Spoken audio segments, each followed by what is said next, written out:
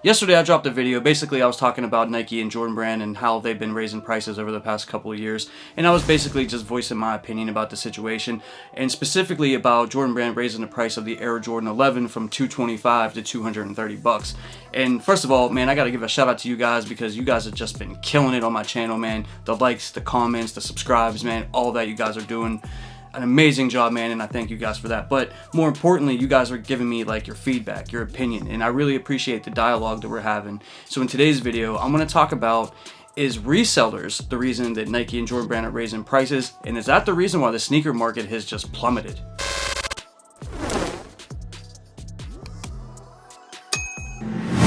Before we get into the video, I do want to raise some awareness that I am giving away a pair of Air Jordan 1 Chicago Lost and Founds when we hit 10,000 subscribers on the channel. And the pair that I'm giving away to the winner, it will be in your size. I will be purchasing it for the winner in your personal size. So the faster we get to 10K, the faster I could do the giveaway. So make sure you guys are subbing up to the channel. Share the videos out, let your friends know, because I am giving away a pair of Air Jordan 1 Chicago Lost and Founds at 10,000 subscribers. Now the video that I dropped yesterday, man, I was really appreciative of all the feedback that I was getting. This dialogue that we're having, you know, how we're feeling about certain things, especially with the rising prices. The sneaker market has crashed, and I was going through all those comments, right? Like, I do try to reply to a lot of them, but guys, I work a full-time job and then I make videos, you know, if I'm not at work. So I'm really trying hard to, you know, get into everybody's comment, right? But I do read every single one. I promise you I do. And some of you guys made up like some really good points that brought to my attention that I think are definitely valid arguments for, you know, if Nike and Jordan Brand are going to raise prices, right? They definitely need to do better in other ways, like quality control. Johnny's Luck says, Nike's quality control has been horrible. They should be focusing more on that instead of trying to make more profit. That's a very valid point, because some of these quality control issues that we've seen for a lot of releases, not every single one, they do a good job, I would say, for the most part, but when it's bad, it's really bad. Love Life 23 said, Nike will continue to raise prices because people keep paying for it, duh. Also, as long as fools run to the resellers and are willing to pay double and triple, why wouldn't they raise it? If I were Nike and saw fools willingly pay way over retail, I would raise prices too. Knowing how much it costs them to make these sneakers, I'm not bending over backwards for any of these. Y'all enjoy. And I did see quite a few comments like that, basically blaming resellers for the price increase from Nike and Jordan Brand.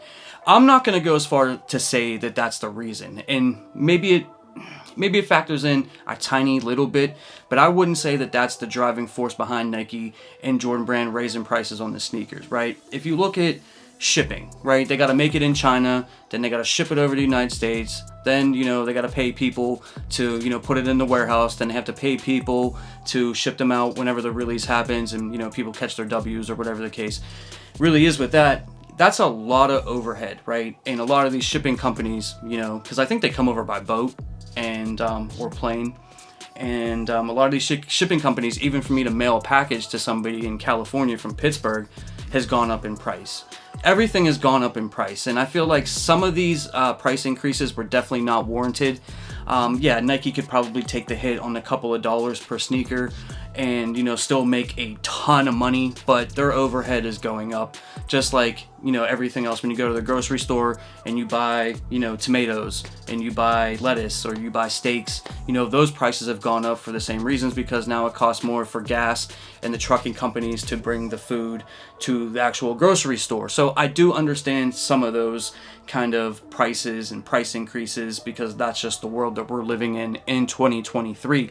I don't feel like it's the resale market, because a lot of these sneakers that have come out over the past at least 6 months, and probably longer than that, don't really have the resale value. They're not reselling for $400 or $500 the way it was during COVID in 2020, when everything sold out and was automatically at least $300 to $500. You know, a lot of these sneakers are sitting. You can get them for retail, and in most cases, for like Air Jordan 1s, you can get them for below retail. So I wouldn't necessarily say that it's the resellers that are the problem. Does Nike look at it? Does Nike look and see what, you know, people are paying for sneakers? Of course they are. But I will say this, Nike's been seeing that since the 1980s. Maybe it affects how many pairs that they actually make, because I have seen them making a ton of pairs of sneakers, more so than they have in the recent past. But the way that I'm looking at it, Nike's really only making a ton of pairs of sneakers like the Jordan 1, the Jordan 2, the Jordan 6, the Jordan 7.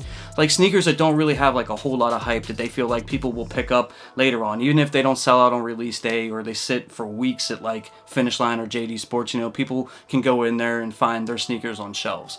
But, you know, when it comes to a collaboration like a Travis Scott or, you know, any kind of collaboration at all, or like a hype sneaker, they make limited quantities of that. And somebody could say, well, you know, for the Air Jordan 3 White Cements, they made 500,000, or the Lost and Founds, they made, you know, 500,000. And that's true, they did. But the demand for those sneakers was way higher than 500,000, right? If they release another Travis Scott, it's going to have, you know, 60,000, 100,000 tops. They don't really make a ton of pairs of sneakers that we really want, right? So Nike's really smart in that aspect. In the sneaker market, right, you can blame resellers, you can blame whatever you want, but the fact of the matter is the economy is just not good. It's just not good.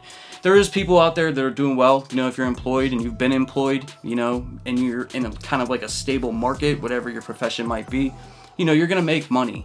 But other people are kind of struggling, you know, just to pay for basic things, right? Because everything is just so expensive, right? Your household bills cost more, your food costs more, the gas to put in your car costs more.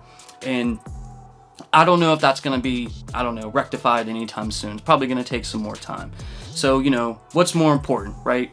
Buying food for your family or going and buying sneakers? So people are faced with that.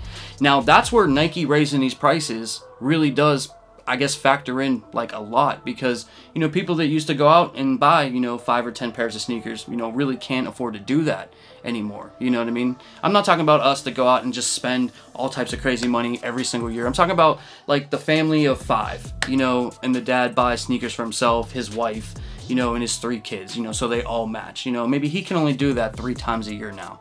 And raising prices on every single shoe, whether it's a toddler or a grade school or a men's pair, you know, it does kind of factor in. Every little bit that they raise the price up, man, it factors in, man, it counts. It all adds up in the end. So it's just a matter of, you know, if you want to go ahead and, you know, I guess not pay a bill and cop sneakers, and I'm sure that happens.